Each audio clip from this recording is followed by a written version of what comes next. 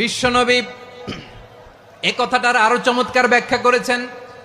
তিনি বলেন, মান সাল্লা সালাতানা ওয়াস্তাকবালা কিবলাতানা ওয়া আকালা যাবিহাতানা ফাযালিকাল মুসলিম লাহু যিম্মাতুল্লাহি ওয়া যিম্মাতু রাসূলিহি ফালা তুখফিরুল্লাহা ফি যিম্মাতিহি।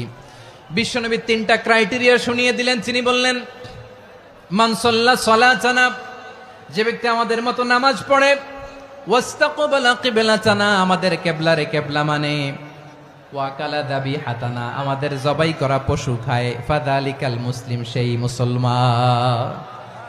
সুবহানাল্লাহ। আমার মতো নামাজ পড়ে মানে কি? তার ডিভাইন অ্যাক্টিভিটি আমার মতো, তার ইবাদতের সিস্টেম আমাদের মতো। ওয়াস্তাকবালা কিবলাতানা মানে কি? আমার যে ডাইরেকশন তারও একই direction, to the direction of কাবা। আল্লাহু আকবার। কাবার দিকে হয়ে সে নামাজ পড়ে।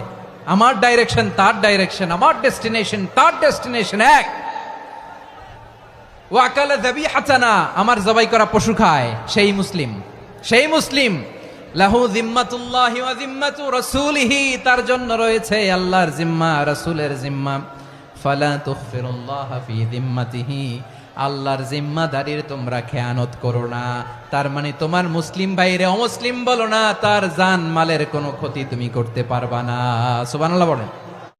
আমাদের প্রভু এক নবীর উম্মাহ, জীবন বিধানে ওই শিবানী কোরআন।